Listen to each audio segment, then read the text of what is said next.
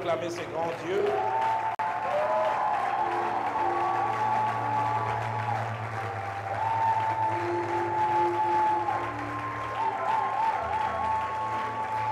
Alléluia.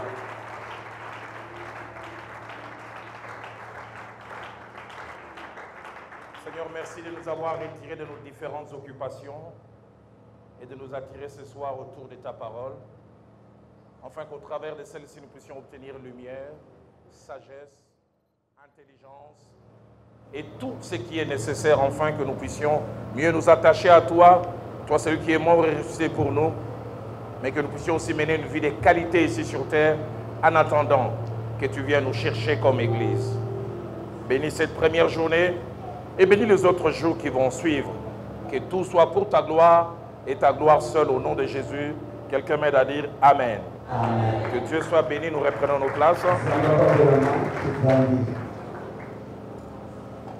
Bonsoir à tout le monde. Je voudrais m'acquitter de quelques devoirs avant de partager la parole de Dieu. Le premier devoir, c'est de rendre grâce à celui qui nous prête souffle de vie. Celui qui nous donne le mouvement ainsi que l'être. Mais deuxièmement, c'est à la fois apprécier, mais aussi reconnaître le bien fondé de cette main d'association que l'homme de Dieu et la femme de Dieu, le couple Aeka, nous tend.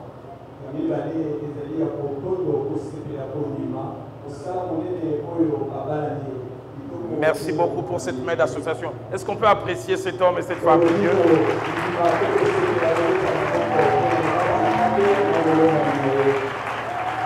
La deuxième, je voudrais apprécier ces cadres.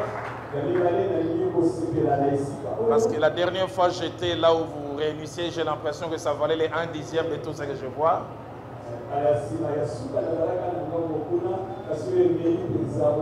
Nous avons un Dieu qui nous amène de gloire en gloire. Mais en même temps que j'apprécie cela, j'attends dans mon cœur une phrase, it's just a beginning. Ce que vous voyez, ce n'est qu'un début.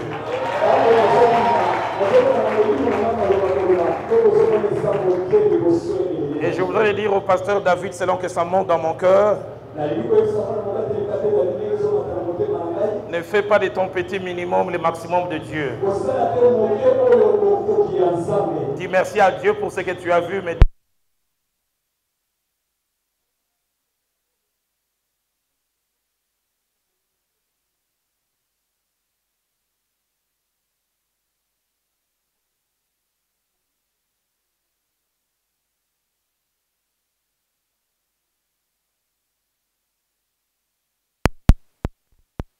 qu'il on devait donner une année sans activité. L'autre, il fait partie des gens en Israël, on devait leur donner une année sans activité.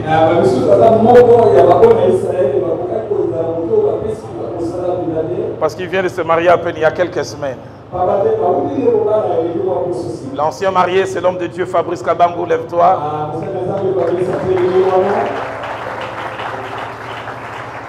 Et Mouchipa Ipati, on dirait les Quinois, un marié tout mon pia. Combien de semaines? 1 mois, 4 semaines. Moi, ça fait 28 ans. Vous avez les salutations de mon épouse,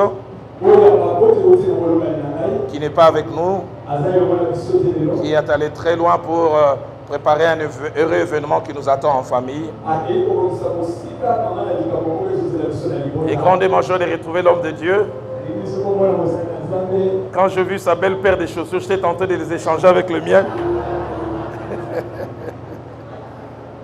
La vie, les saisons et leur gestion. Tel est le thème que Dieu a placé dans mon cœur et sur lequel nous allons partager tout au long de cette semaine. Mais d'entrée, je nous propose 3 textes de la parole de Dieu. Je les citerai l'un après l'autre. Et puis chaque fois, nous lirons. Lisons d'abord Genèse au chapitre 3. Et je lirai avec mon frère du verset 7 au verset 9. Genèse 3, 7 à 9.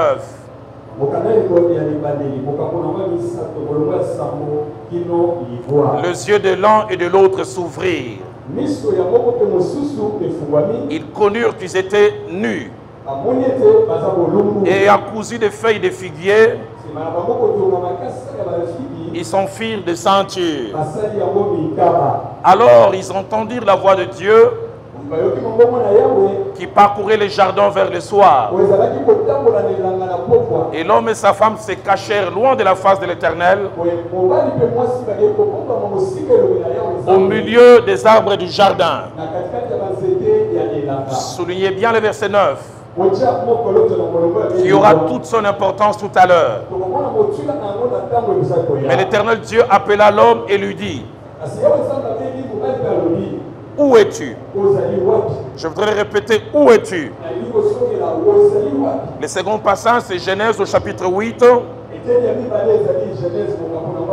verset 21 au verset 22.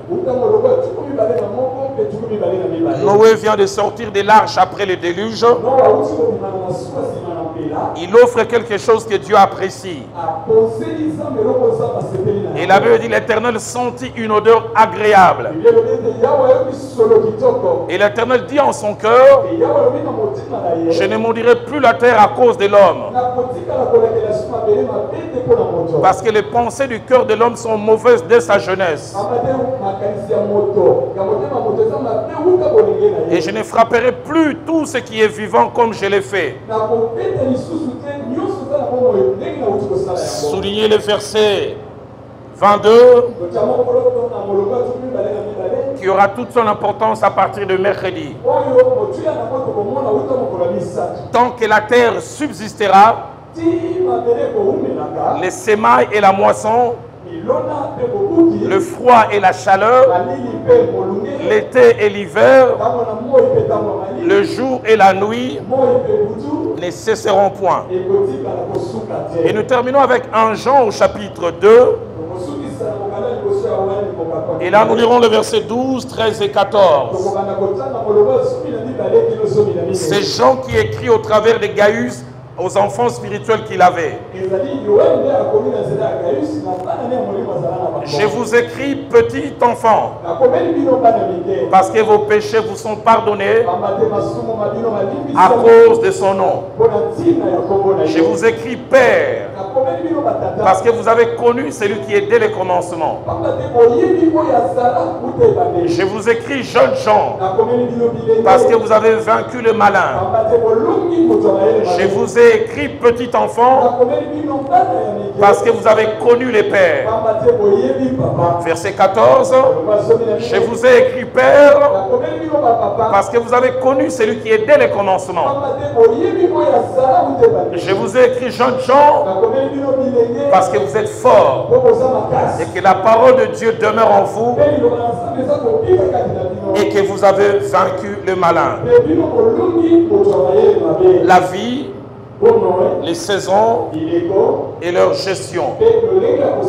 En introduction ce soir, je vais plus poser les fondements. Et je vais d'abord parler des 5 buts ou 5 raisons d'être de cet enseignement. Pourquoi non seulement un tel enseignement? Pourquoi non seulement un tel enseignement, mais pourquoi aussi un tel thème? 5 raisons principales de cet enseignement. Premièrement, nous informer, ou mieux encore nous rappeler. Nous informer pour les uns et nous rappeler pour les autres que notre vie sur terre est faite de saisons. Notre vie sur terre est faite de saisons. Lorsque nous parlons de saisons, cela cache 2 idées. La première idée, c'est spécifique. Une saison est définie comme étant une période de l'année caractérisée par un climat particulier, des températures particulières et même des fois des végétations particulières. Chez nous en Afrique, on a la saison sèche et puis on a la saison des pluies.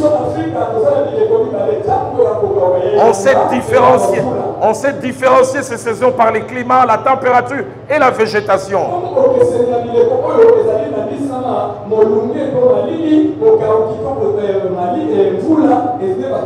Sous d'autres cieux, ils en ont 4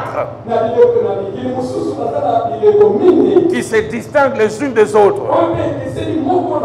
Et puis il y a une deuxième définition assez générale de la saison.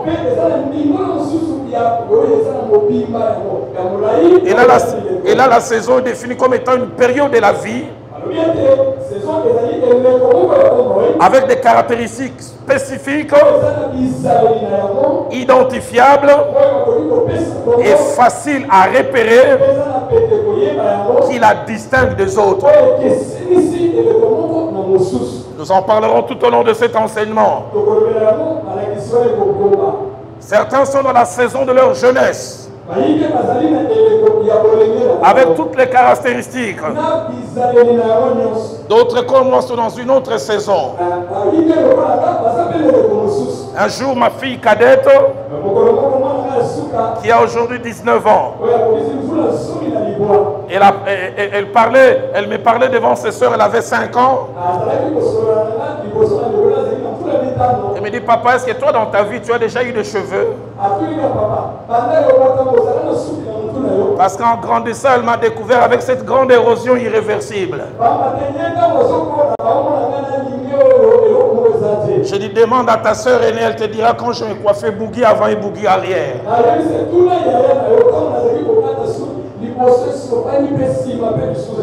Quand je retrouve mes vieilles photos, tout ce que je regrette, ce sont mes cheveux.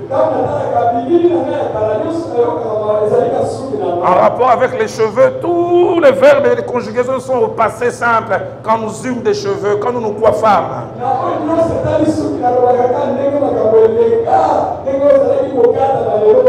Un jour, j'ai dit à un ami, je vais chez le coiffeur. Il me dit, ok, boire un bongo. C'était une saison de ma vie avec des caractéristiques spécifiques, identifiables, faciles à repérer qui les distingue des autres. Dans Ecclésiaste au chapitre 3, au verset 1er, la Bible parle de la réalité des saisons. La Bible dit qu'il y a un temps pour tout. Un temps pour toutes choses sous les cieux. Les mots ici, temps en hébreu est traduit par saison. Et la version Darby, il est traduit mieux. Darby dit à toute chose sa saison. Et à toute affaire sous les cieux son moment. Dans Genèse chapitre 1er, au verset 14, alors que tout est en train d'être mis en place, la Bible dit, Dieu dit qu'il y ait des luminaires dans l'étendue du ciel. Et pourquoi il a placé les luminaires? Il dit pour séparer le jour d'avec la nuit. Et puis il ajoute que ce soit des signes pour marquer les époques. Et le mot époque là, c'est aussi saison. Pour marquer les jours, pour marquer les années. La version de Semeur dit pour marquer les saisons de la vie. Et j'aimerais ouvrir une parenthèse que je fermerai tout à l'heure pour dire certaines vérités attachées aux saisons sur lesquelles je reviendrai, Dieu voulant, jeudi ou vendredi. La première vérité, c'est que l'homme n'a pas de pouvoir sur les saisons. C'est Dieu qui les contrôle. Personne n'appelle la saison de pluie ou la saison sèche. C'est Dieu qui contrôle. Nous le subissons. Deuxième vérité, les saisons n'ont pas les mêmes contenus. Troisième vérité, les saisons sont faciles à identifier. Je n'ai pas besoin de microscope pour savoir que l'hiver a commencé. Je sais savoir que ça c'est l'hiver.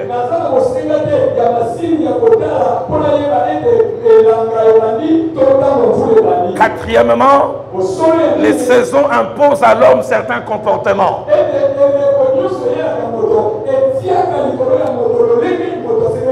Ose t'habiller en t-shirt quand il fait moins 30, ton corps aura des nouvelles.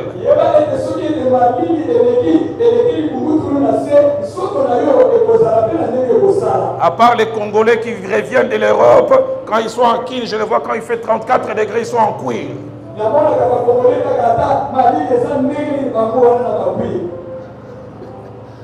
Ailleurs, on s'habille selon les saisons.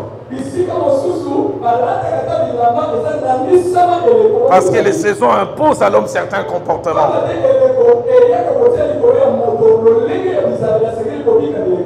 Quand c'est l'été en Europe, des fois jusqu'à 22 h il fait jour. Et si tu te laisses aller par là, tu risques de fonctionner à l'envers. La première fois que j'arrive en Europe, c'était l'hiver. 9 h, il fait encore noir. Mais vous avez l'obligation de vous lever et d'aller travailler. Cinquième vérité avant-dernière, de la manière dont l'homme agit ou réagit face aux saisons dépasse son bien-être.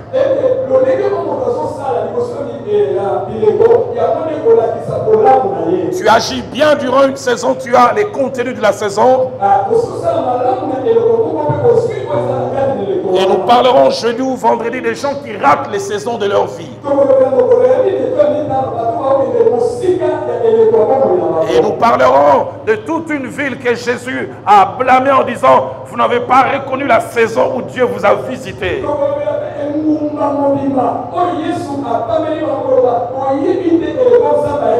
Sixième et dernière vérité,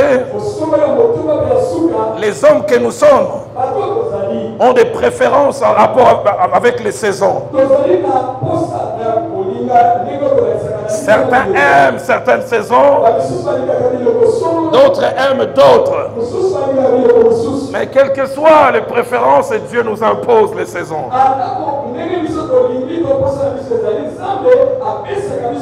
Et puis une septième vérité que j'ajoute: aucune saison n'est éternelle. Quel que soit l'attachement qu'on a à une saison, elle finit par passer. Cela m'amène à parler de la deuxième raison d'être de cet enseignement. C'est nous aider, vous et moi, à identifier et à nous situer et à savoir en quelle saison de notre vie nous sommes. Identifier dans quelle saison nous sommes. Nous situer et savoir dans quelle saison exactement nous sommes. Dans Genèse chapitre 3, versets 7 à 9, alors que Adam et Ève viennent de fauter, de pécher, en subissant déjà les conséquences de leur acte de rébellion, le Créateur fait une chose étrange, très étrange. Dans Genèse 7, 9, Genèse 3 plutôt, verset 9, il pose à Adam une question. C'est la première question que l'on retrouve dans la parole de Dieu. Adam, où es-tu? Et moi, sans prendre la place du Créateur. Déjà en ces premiers jours, j'aimerais vous poser la question, où êtes-vous?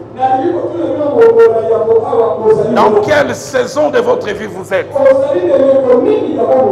5 vérités attachées à cette question. La première, celui qui pose la question n'est pas un ignorant de la réponse. C'est un Dieu omniscient qui savait où se trouvait Adam. Mais il lui pose la question. Deuxième vérité, le but de la question n'est pas recueillir des informations. Le but de la question, ce n'est pas l'enrichissement ou la connaissance en plus que celui qui pose la question désirait avoir.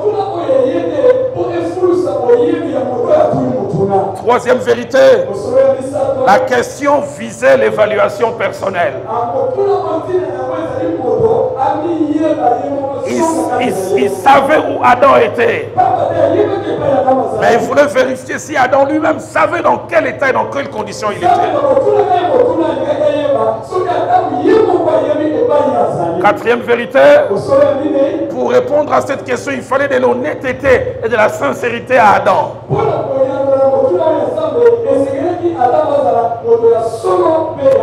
Et cinquième et dernière vérité, chose étonnante, celui à qui la question était posée n'a pas vraiment répondu. Adam, où es-tu? J'ai entendu ta voix, je me suis caché. Et puis il a commencé à accuser, c'est la femme que tu m'as donnée. Plaise à Dieu que déjà ce soir, et tout au long de ces assises, que toi et moi nous sachions nous situer.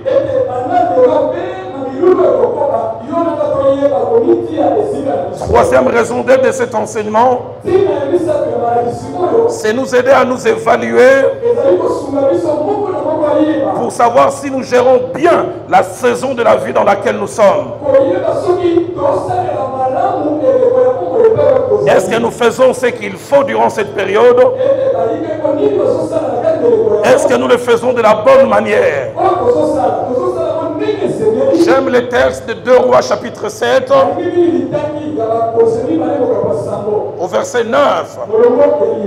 4 lépreux qui vivaient tout au long d'une bonne partie de leur vie une saison de malheur. Ils étaient assis à un endroit qui était comme l'antichambre de la mort.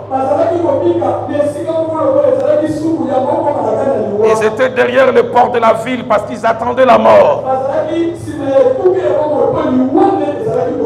Et Dieu se sert d'eux pour que le pays de son peuple puisse expérimenter une grande délivrance. Par leurs pieds et leurs jambes en déliquescence, Dieu a fait entendre le bruit comme des chars.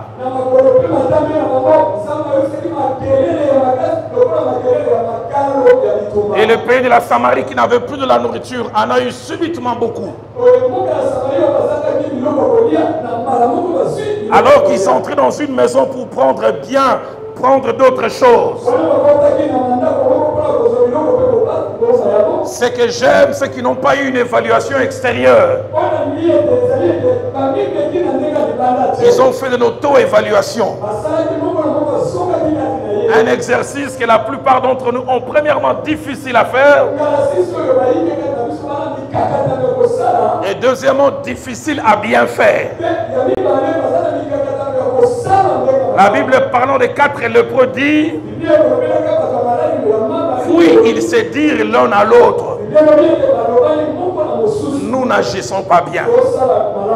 Nous sommes dans une saison, mais nous ne faisons pas ce qu'il faut par rapport à cette saison.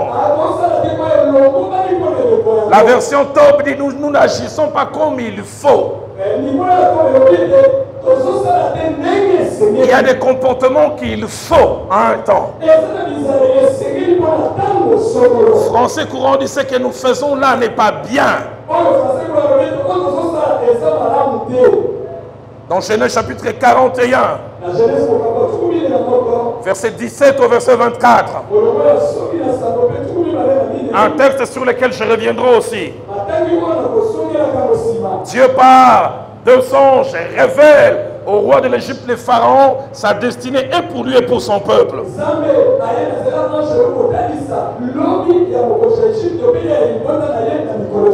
Il faut d'abord des vaches grasses, mais qui sont englouties par des vaches maigres. Il faut des épis beaux et gras,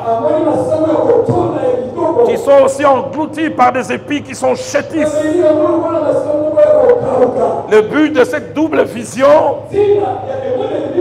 c'est de montrer deux saisons différentes qui vont arriver.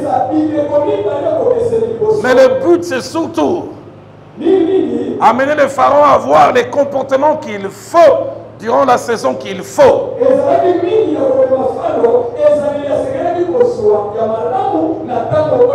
Et Dieu merci, alors que lui n'avait pas la bonne lecture, Dieu, par quelqu'un qui était à ses côtés, lui a donné la bonne lecture. J'ai pris que mon Dieu te donne un voisinage utile. J'en ai assez de profiteurs, des sangsues qui viennent s'attacher à moi pour avoir seulement. Donne-moi des gens qui voient ce que je ne vois pas. Des gens qui ont la révélation de ce que je n'ai pas. Quand Joseph est venu dans son voisinage, Joseph lui a dit, il y aura 2 saisons. Cette année d'abondance et puis cette année de disette.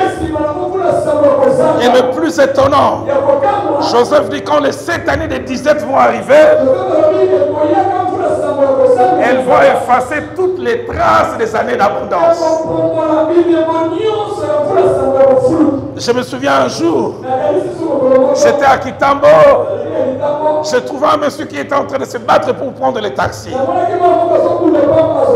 Je me suis approché de lui. Je lui ai demandé, c'est monsieur tel? Il a dit oui.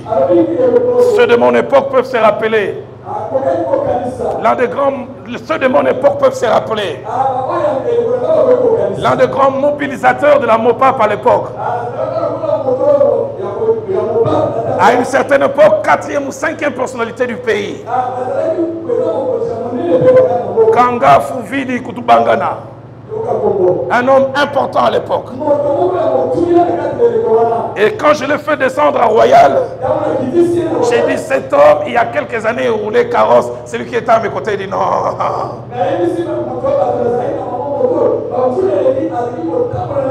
Dans son présent d'aujourd'hui, aucune trace de la gloire passée. J'aimerais dire à quelqu'un, ta gloire n'est pas éternelle. La plupart des fois, quand la saison de gloire arrive, Dieu veut que tu aies un comportement. C'est un comportement qui va te soutenir quand les choses vont changer. Et Joseph vient dire au pharaon, durant le temps d'abondance, ne mange pas totalement. Fais-toi des dépôts. J'en parlerai jeudi. Souvent quand nous sommes dans la saison d'abondance, on a l'impression qu'elle est éternelle. Il y a un jour où la saison d'abondance s'arrête. Et Joseph dit au pharaon, si tu sais durant le temps d'abondance garder, tu sauras maintenir le même standing quand la disette va venir. Que mon Dieu t'aide, m'aide, nous aide à savoir comment il faut se comporter dans une saison.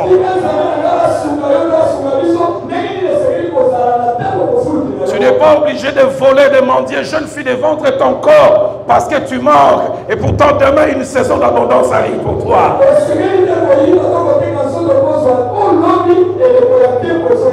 Que mon Dieu nous rende capables de bien identifier la saison et de bien agir.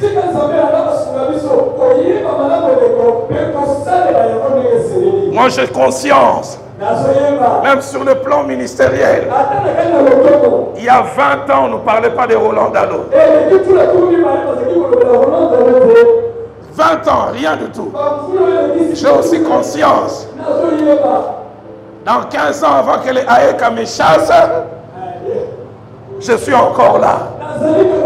Hier, je n'étais pas là. Demain, je ne serai pas là. Quand j'entends les lots de nombre prêcher, les médis, je dis, ma petite, ma soeur, ma mère. D'ici là, on commencera à chanter pour Roland Dalo. Comme les joueurs qui sont finis. Yemweni, Bima.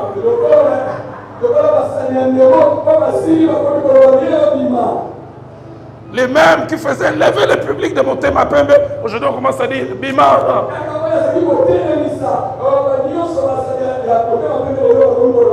David dit qu'il a 10 ans.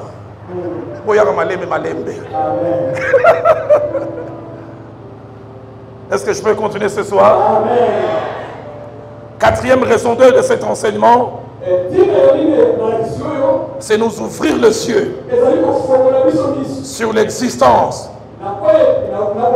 et la nécessité d'avoir une richesse incommensurable. Une richesse qui est une qualité qui nous rend capables de gérer les saisons. Cette qualité, nous la retrouvons dans 1 Chronique chapitre 12. Au verset 33. Et cette qualité, elle était détenue par une demi-tribu qui était à côté de David. La Bible appelle ça l'intelligence des saisons. La Bible parlant de David dit à ses côtés il y avait des fils d'Issachar ayant l'intelligence des temps ou des saisons pour savoir ce que devait faire Israël. Que mon Dieu te donne l'intelligence des saisons. Il y a quelques années, l'homme de Dieu Fabrice peut se souvenir. J'ai apporté un message durant 7 jours à Goma. Et mon thème était reconnaître, identifier et savoir gérer les saisons des visitations. Je prêchais en disant c'est quoi la saison des visitations? C'est une période où tu fais peu d'efforts mais tu as beaucoup. Chaque mois, tu as 3 missions de service. Au-delà du salaire, tu as 10 000 là, 15 000 là. Et des fois, on a tendance à croire que ça va continuer. Les années arriveront pour que je te donne même une mission à Kassangolo.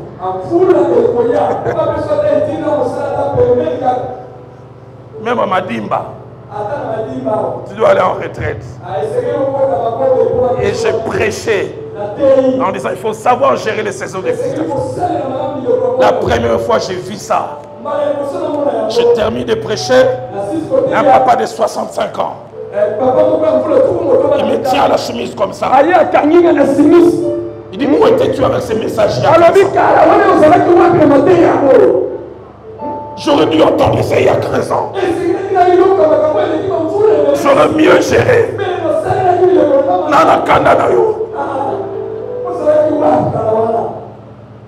Aide-moi à dire à ton voisin sans les toucher. Tata, on a yoga qui te met yoga. Amen. Amen. Pour lui, je suis venu avec 15 ans de retard. Mais pour quelqu'un, Dieu m'a envoyé avec 5 ans d'avance. Quelqu'un, Dieu m'a envoyé avec 1 année d'avance. Pour quelqu'un d'autre, même avec 2 semaines, parce que ta visitation est bientôt. Donne-nous l'intelligence des saisons pour savoir ce que nous devons faire.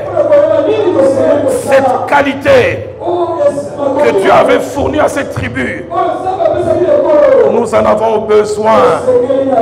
Et j'aime dans la Bible, oh, ce qui m'étonne, c'est que Dieu peut nous enseigner par de petites choses. Le sage Salomon, Il veut apprendre la sagesse aux humains que nous sommes. Il ne dit pas je vais vous amener à la Sorbonne. Il ne dit pas que je vais vous amener à la Sorbonne.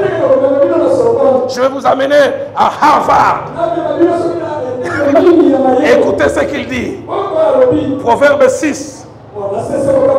Verset 6 à 8. Placez-moi ce passage. Proverbe 6. Verset 6 à 8. Il dit, vous voulez apprendre la sagesse, les bons comportements. Il dit, je vous envoie en stage quelque part. Écoutez ce qu'il dit. Va vers la fourmi, toi paresseux. Considère ses voies et deviens sage. Je t'envoie par l'université.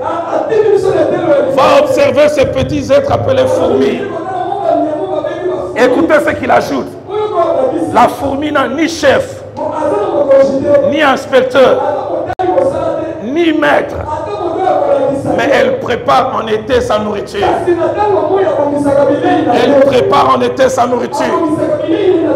Elle amasse pendant la moisson de quoi manger. La fourmi a l'intelligence des saisons. Quand il fait chaud, tout le monde pense que la chaleur va continuer. La fourmi sait que le froid va venir. Et quand le froid va venir, ça sera difficile de sortir chercher la nourriture. Alors que les gens sont à la plage en été.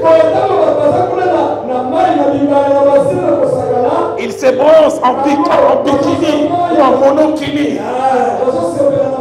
La fourmi prend la nourriture, va cacher. Les autres disent Mbendre, les autres vont s'appeler là. La fourmi dit rira bien.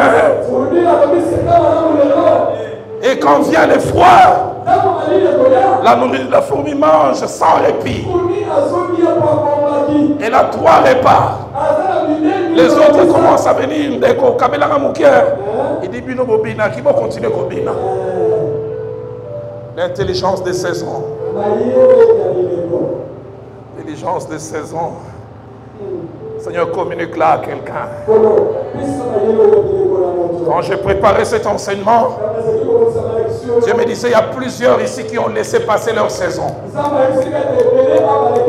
Qui l'ont gaspillé. Mais il m'a dit, il est le Dieu de la deuxième chance. Il dit, il va redonner à certains la saison qu'ils ont manquée. Et je prie que tu ne la manques pas. Jeune fille, tu n'es pas belle, fraîche, éternellement. Pasteur David, j'étais à la borne. J'ai connu une jeune fille, 22 ans, on l'appelait Miss Laborne. Quand elle passait, tous les frères souffraient de torticolis. Chaque frère qui venait demander la main, il trouvait toujours des problèmes. Il a un problème de diction. Il est beau, mais le barrage Jésus, Sigre, Nazasir.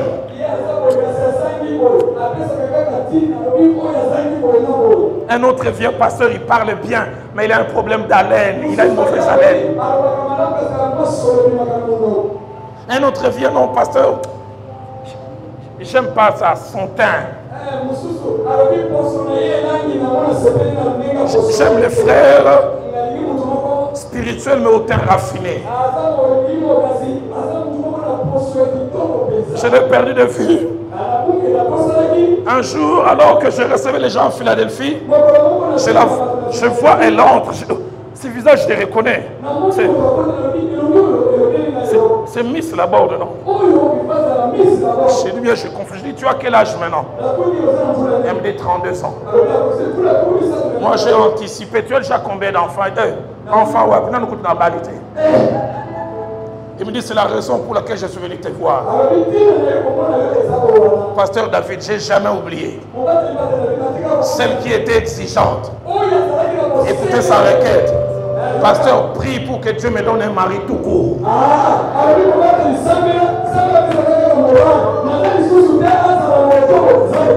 Un mari tout court. Description sexe masculin. Les conditions sont parties. Ne rate pas ta saison de félicitations. Je ne dis pas qu'il faut te marier à la première personne venue. Mais je dis fais attention. Tu risques de laisser passer les bons moments. Cinquième et dernière raison d'être de cet enseignement, c'est nous aider à avoir deux types de comportements en rapport avec les saisons de la vie et leur bonne gestion. Le premier comportement, c'est encourager seuls ceux qui agissent bien en identifiant bien la saison dans laquelle ils sont et en bien la gérant, de continuer dans la même lancée. J'aime quand le Seigneur parlant à cette église que les justes pratiquent encore la justice. Que celui qui est saint se sanctifie encore. Je prie que si tu gères bien tes saisons, continue. Mais deuxièmement, appelez ceux qui n'agissent pas bien. Non seulement de prendre conscience de leur mauvaise façon d'agir, mais de changer et de se réajuster. C'est pourquoi je crois tout au long de cette semaine,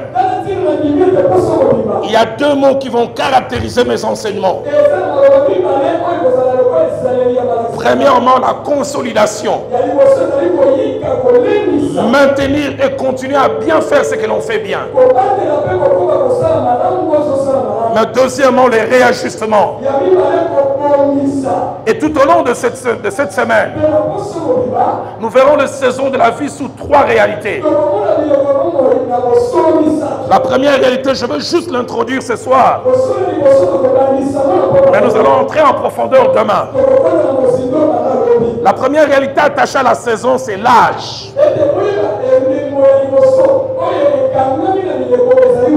Le temps qui s'écoule entre l'existence d'une personne ou sa naissance et le temps où il est.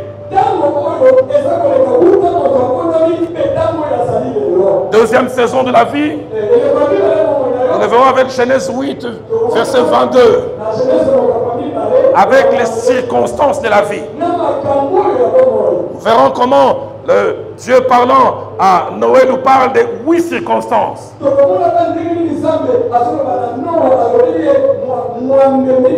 Il dit, tant que cieux et terre subsisteront,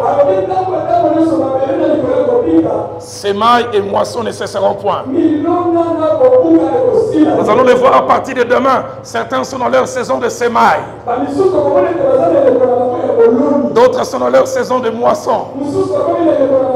Ah, sur le plan ministériel, David est dans la saison de la sémaille.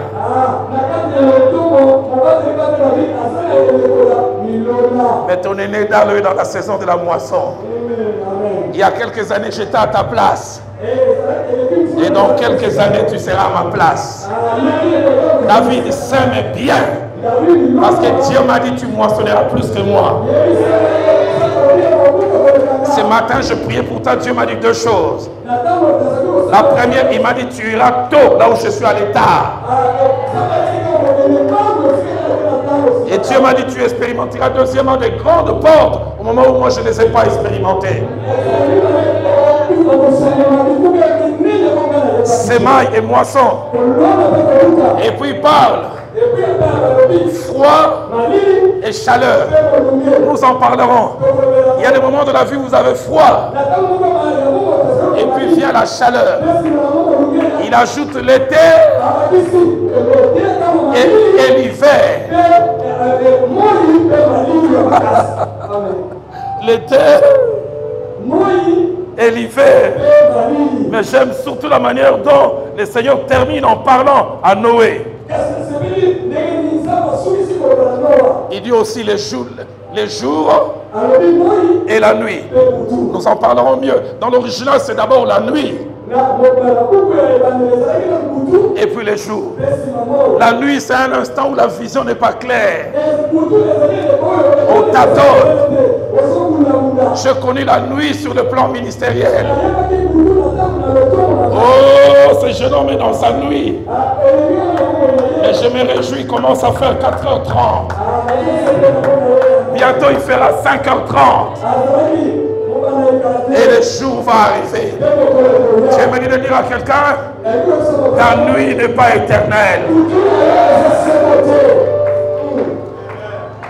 Troisième chose attachée aux saisons, ce sont les temps de visitation. Les temps où Dieu donne les choses les meilleures. En quantité et en qualité. Je vais juste introduire ce soir et nous irons en profondeur demain. En lisant 1 Jean chapitre 2, versets 12 à 14. Nous voyons l'apôtre Jean parlant des hommes. Il utilise 3 termes attachés à l'âge. Tous sont des hommes. Il parle de petits enfants, il parle de jeunes gens, et puis il parle des pères ou des vieillards. Et ce soir ici, je sais qu'il y a des jeunes, des petits enfants. Il y a des jeunes gens. Et puis il y a des vieillards. Avant d'étudier les 3 âges demain, avec leur contenu, je voudrais juste mentionner quelques principes. Il y en a une dizaine quasiment. En rapport avec l'âge. Notez ces principes. Et puis nous allons prier. Premier principe, tout homme qui vit longtemps sur la terre est appelé à connaître ces 3 âges. Être un petit enfant, être un jeune homme ou un adulte, et puis à finir par devenir un vieillard. Deuxième principe, l'âge commence toujours par les plus bas. On commence à être un petit enfant jusqu'à arriver à l'âge extrême, un vieux, en passant par l'âge intermédiaire, le jeune homme ou l'adulte. Troisième principe, on ne saute jamais les âges. De bébé directement, pouf, adulte. On ne saute jamais les âges. Quatrième principe, chacun des âges a ses caractéristiques particulières et différentes qui les distinguent. J'ai un homme, quand tu vas au tribunal de grande instance à Gombe, c'est l'un des brillants juges, magistrats de notre pays. Il doit avoir 43 ou 44 ans aujourd'hui. Je l'ai connu quand il avait 5-6 ans. Chaque fois que je le vois, je lui parle ça, il dit, ne me rappelle pas ça. Aujourd'hui, quand il parle français avec une concision, une diction, quand il parle, c'est comme s'il mange le dictionnaire au petit déjeuner. La dernière fois, il me disait, pasteur, tu as une démarche redondante, mais qui cache beaucoup d'ambivalence. Je dis,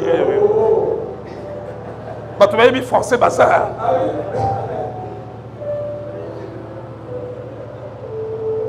Mais je n'ai jamais oublié. Quand il avait 5 et 6 ans, j'étais avec ses grands frères. On disait Yannick, nous on l'appelait Yann. Yann, il dit araignée. Il vous regardait dans les yeux, il dit agniré. Yann, araignée, agniré. Quand tu coupes les syllabes, il réussit. Je dis A, il dit A. Ré, ré, ni, oh. Me dit araignée, agniré. Aujourd'hui, il parle distinctement. Agnéré s'était attaché à un âge. Mais avec la croissance, ça a disparu. Ne me juge pas à cause de mon âge aujourd'hui. Laisse-moi croître. Cinquième principe.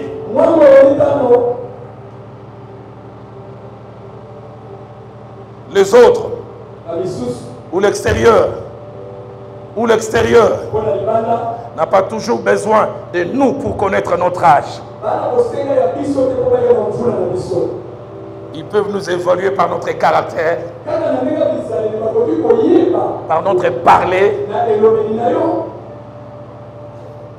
par nos actions et nos réactions.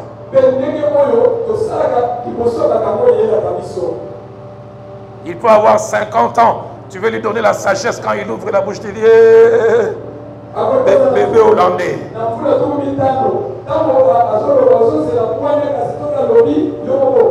Sixième principe. La réalité des âges s'attache à deux catégories de personnes. Premièrement, ça s'attache aux individus. Et deuxièmement, ça s'attache au groupe d'individus. Un homme peut être un petit enfant, devenir un adulte, et puis finalement devenir un père ou un vieillard. Mais une église aussi peut être enfant. Une église aussi peut être adulte. Une église aussi peut devenir mature en devenant père. On peut avoir plusieurs départements de l'église, mais il y a des départements bébés.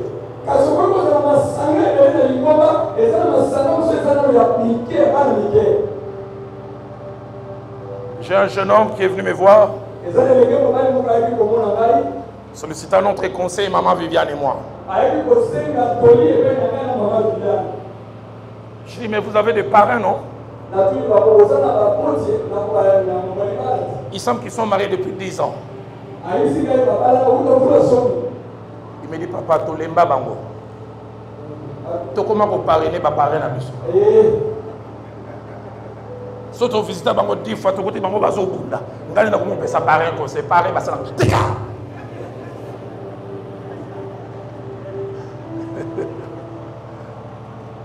Septième principe, trop traîner à un âge et ne pas passer à l'âge supérieur est anormal.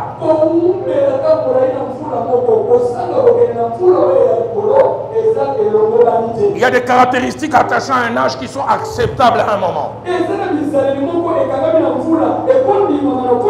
mais inacceptables quand le temps a suffisamment passé. Quand il disait Agnéré à 6 ans, je comprenais. Est-ce qu'à 40 ans, s'il dit la même chose, je vais accepter?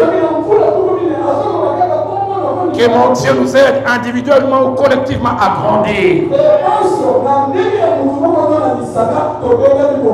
Les prophètes, ou mieux l'apôtre, dans Hébreux chapitre 5, au verset 12, il dit, vous qui en effet devriez être depuis longtemps des maîtres, vous avez encore besoin qu'on vous enseigne des rudiments.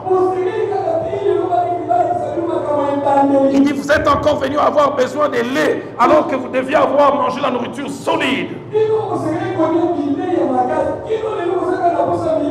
Huitième principe, celui ou celle qui traîne trop à un âge, surtout les deux premiers, l'enfance et l'âge adulte, provoque 3 conséquences. Premièrement, la tristesse et la déception de celui qui lui a donné vie. Et là, je parle du Créateur. Deuxièmement, il est frustré lui-même. Il est aussi complexé. Parce qu'il voit les gens de la même époque faire plus. Mais troisièmement, nous empêchons aux autres de profiter du maximum que nous devrions produire.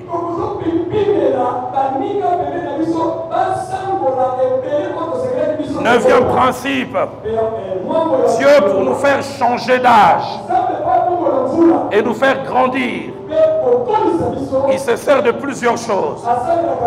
Premièrement, il se sert du temps. Et deuxièmement, des fois, il se sert des épreuves. Il y a des épreuves que Dieu provoque pour que l'on puisse croître. Homme de Dieu, j'ai suivi ce documentaire des aigles. La maman aigle pond des œufs, et elle a des petits aiglons. J'en ai vu 6. Et les aigles ont leur nid sur les hauteurs. Et la maman les nourrit simplement 7 jours. Au 8e jour, la maman aigle prend le petit aiglon et le met sur son dos.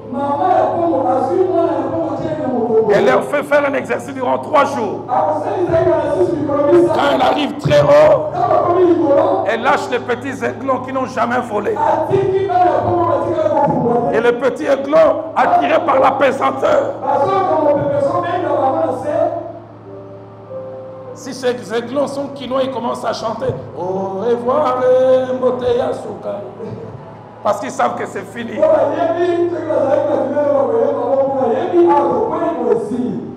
J'ai jamais parlé les aiglons. J'ai jamais parlé les aiglons, la langue des aiglons. Mais je m'imagine quand ils sont en train de tomber, ils sont en train de maudire leur maman. Maman Ndoki. Et il semble qu'à un certain niveau, elle vient et je vis, elle les récupère tous. Et on sent leur soulagement. Et ils retournent dans les nids. Le lendemain, elle les fait monter encore, elle les lâche. Et il semble que quand elle les lâche comme ça, ils se battent. Et le 3e jour, quand elle les lâche, c'est pour ne jamais les récupérer.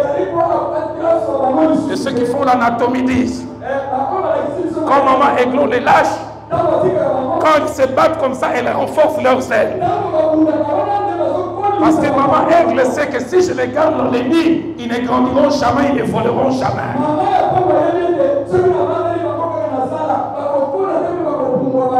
Des fois, les aigles du ciel, appelés le Dieu créateur, il te prend, il te lâche pas.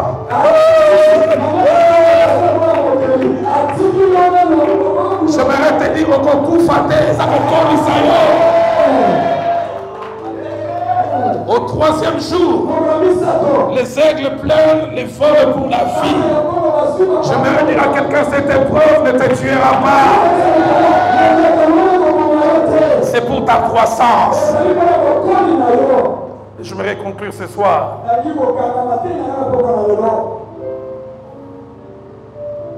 10e principe, c'est que Dieu s'est réjoui lorsque nous vivons un processus normal qui respecte les temps. Dieu s'est réjoui quand à un moment nous sommes des enfants avec nos manquements et nos lacunes. Mais Dieu s'est réjoui après quand nous grandissons et que nous devenons des adultes. Et Dieu s'est réjoui encore quand nous quittons l'âge adulte et nous devenons des vieillards. Je prie que durant tous ces jours, que vous et moi nous puissions grandir collectivement ou individuellement. J'en parlerai en détail demain pour vous montrer comment le premier et le deuxième âge de la vie, les petits enfants et les adultes, ils sont centrés sur eux-mêmes. Mais nous verrons demain comment les vieillards sont centrés sur les autres. Et nous le verrons demain. Et je prie que durant tous ces jours, que les petits-enfants deviennent des jeunes gens. Et que des jeunes gens deviennent des adultes. Et que des adultes deviennent aussi des hommes matures. Est-ce qu'on peut m'aider ce soir à acclamer le Seigneur?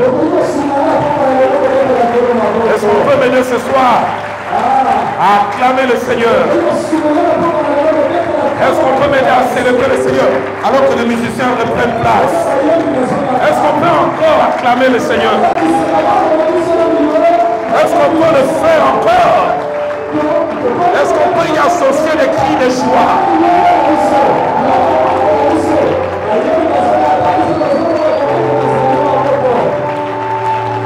Est-ce qu'on peut encore acclamer le Seigneur?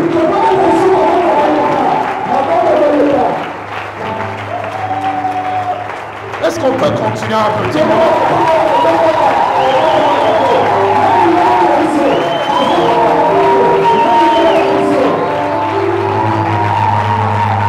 Je me suis réveillé ce matin avec ces merveilleux cantiques. Dans mon parcours sur la terre, tout peut sombrer. Dans ma marche vers les cieux, tout peut sombrer. Mais j'aime quand il dit après, je sais que tu es fidèle. Je sais que tu es fidèle. Ce soir, je ne lance pas d'appel. Je ne sais dans quel stade, dans quelle période de ta vie tu es. Mais durant ces 5 minutes, alors qu'on sera en train de chanter, si tu veux rester debout, tu restes. Si tu veux te mettre à genoux, te mets à genoux. Mais je veux que toi et moi nous puissions réagir. Si déjà tu as conscience que tu n'as pas bien géré une saison que Dieu t'a donnée, réponds-toi déjà ce soir. Si tu veux que Dieu te redonne une autre saison, fais comme Jérémie a dit. Jérémie a dit, donne-nous des temps comme ceux d'autrefois. J'aime. Et le Dieu de la Bible écoute ça. Il s'appelait Manoach. Il s'appelait Manoach. Dieu avait visité sa maison, mais il avait raté. Et puis quand il est allé prier à Dieu, il a dit, l'ange qui nous a visité, qu'il revienne encore. J'aimerais dire à quelqu'un, la saison que tu avais connue, tu peux la connaître encore. Avec le Dieu de la Bible, ce n'est jamais fini tant qu'il n'a pas dit que c'est fini.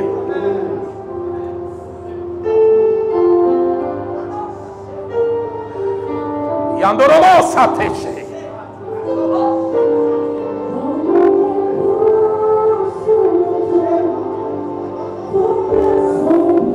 Tout peut sombrer.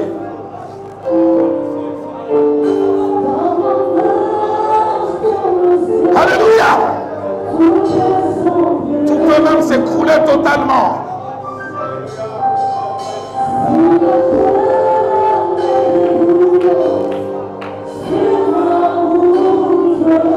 Alléluia. Maman Ruth, peux-tu me chanter encore cela? Dans mon parcours.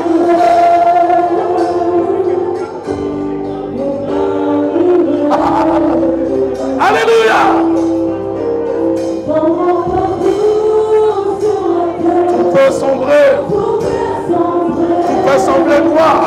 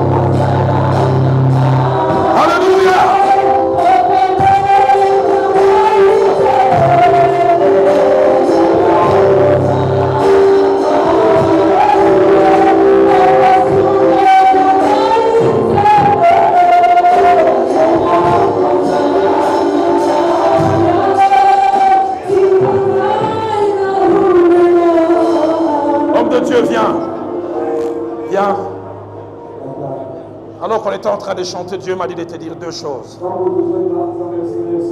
La première, et pourtant physiquement, je te dépasse en taille. Physiquement, je te dépasse en taille. Mais quand j'étais couché tout à l'heure, je vis que tu étais tellement élancé et que moi, je t'atteignais seulement la ceinture. Et tu tenais une Bible qui était 2 fois plus grande que la mienne. Et je vois le chiffre 5. Dieu me dit dans 5 ans, tu auras un ministère plus grand que le mien.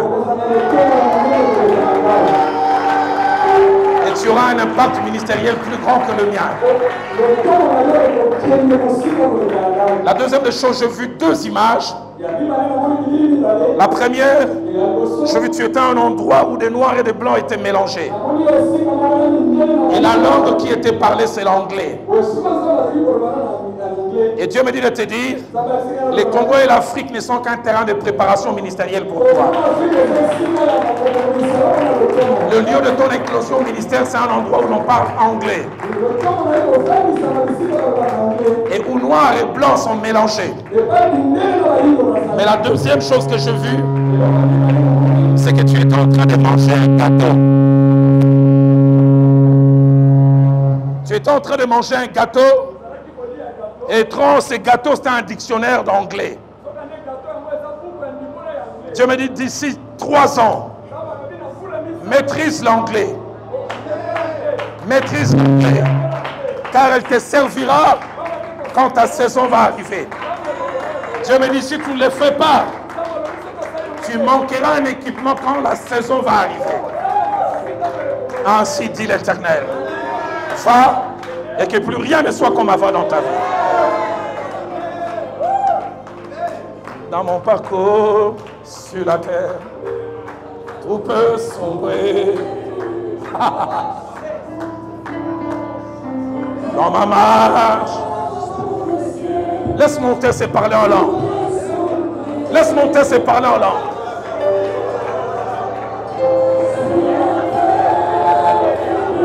Alléluia. Laisse monter ses parler en langue.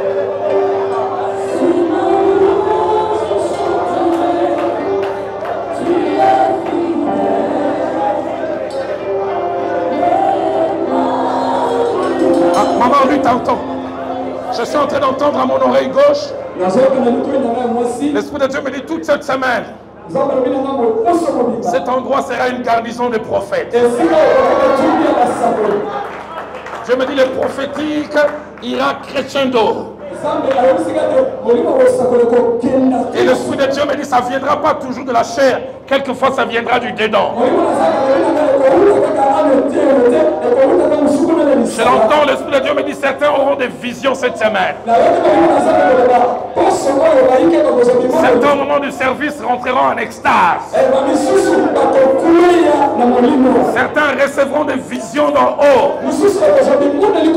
Et Dieu me dit comme Moïse qui est descendu de la présence de Dieu avec les 2 tablettes. Plusieurs termineront cette semaine avec des choses écrites du doigt de Dieu. Des directives claires. Des directives précises. Si vous croyez en cela, aidez-moi à dire Amen. Okoti Kanga Ite.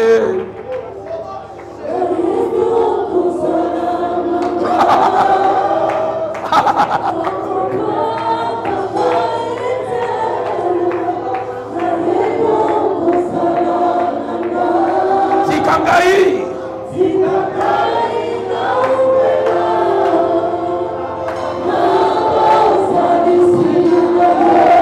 Remontez Manangai. Oh! Alléluia!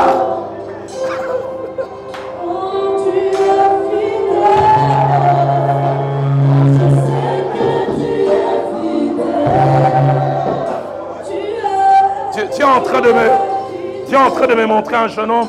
Jeune homme, viens. Ouais. Quand Dieu m'a dit ça, je dis Seigneur, le temps est passé, aide-moi à le lui dire demain. Reste là, lève tes 2 mains.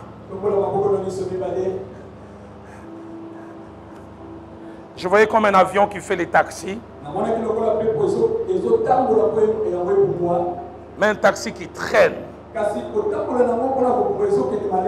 Et puis je vis le chiffre 2. Et puis je vois un décollage magistral. Dieu me dit, tu as l'impression que ta vie ministérielle fait du surplace. Quelque chose qui devait décoller, mais roule comme un véhicule. Dieu me dit de te dire, avant de voler, l'avion roule comme un véhicule. Mais ce n'est pas parce qu'il roule qu'il n'est plus un avion. Il y a un temps où ce qui est censé voler roule. Il vient un temps où ça laisse la terre. Dieu me dit dans 2 ans, tu connaîtras un décollage magistral. Dieu me dit, ne sois pas pressé. Fais tout ce que tu dois faire maintenant. Reçois ce manteau que je vois sur tes épaules. Wow, j'entends Renard Bonquet. Seigneur, merci pour cet évangéliste. Dieu me dit, il t'enverra au-delà des mers et des océans. Je te vois avec un passeport rempli de visas.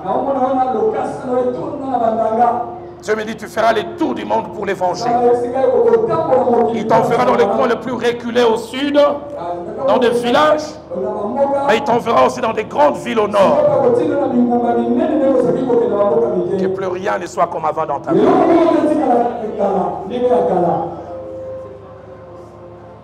Lèvons simplement nos mains.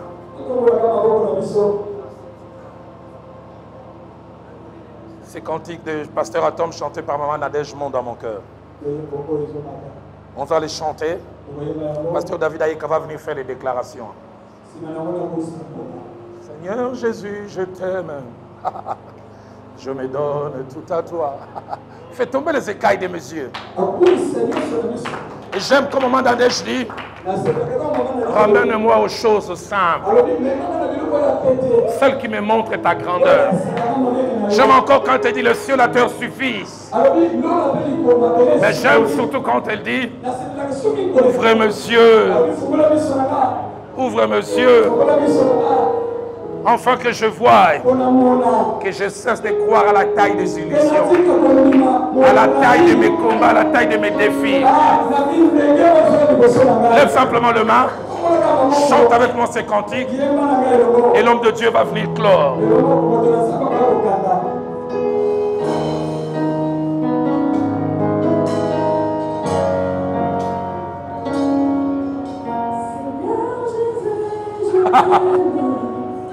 Je me donne tout à toi. Fais tomber les écailles de mes yeux.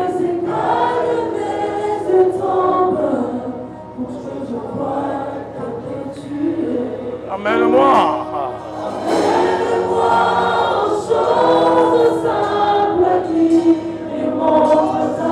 Le ciel, la terre suffit.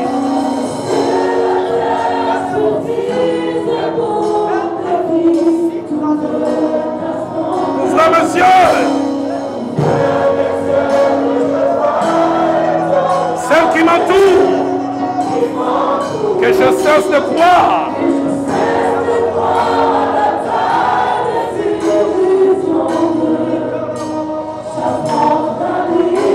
Oh, attendez un moment. Quelque chose m'est revenu. Quand David a présenté son père, j'ai entendu une phrase dans mon cœur. Une phrase typiquement quinoise. J'ai dit, Seigneur, pourquoi tu me parles à la manière des Quinois? Quand les gens ont clamé pour Papa Eka, j'ai entendu 3 fois, Nzombo le soir, Nzombo le soir, Nzombo le soir.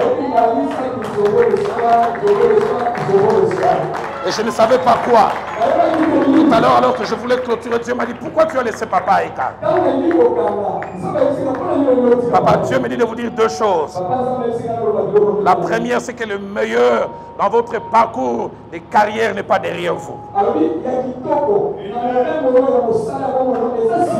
Le meilleur est devant vous. Et la deuxième des choses que Dieu me dit, il va vous donner une ultime visitation. Il va vous donner une dernière visitation. Et il dit, vous allez la vivre très bientôt. Et je vois quelque chose. Je vois un de vos amis être nommé à un poste. Et il vous prend comme un bagage à main. Dieu me dit, dans quelques mois, je ne sais combien, quelqu'un que vous connaissez va occuper de grandes responsabilités et il va vous donner votre nzombo de soir. Ramène-moi aux choses simples qui me montrent ta grande sur la terre.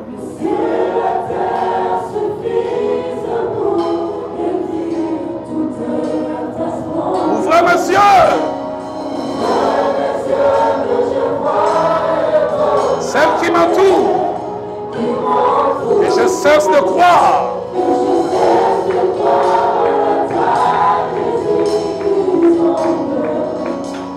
J'affronte la nuit. Tu es plus grand. Tu es plus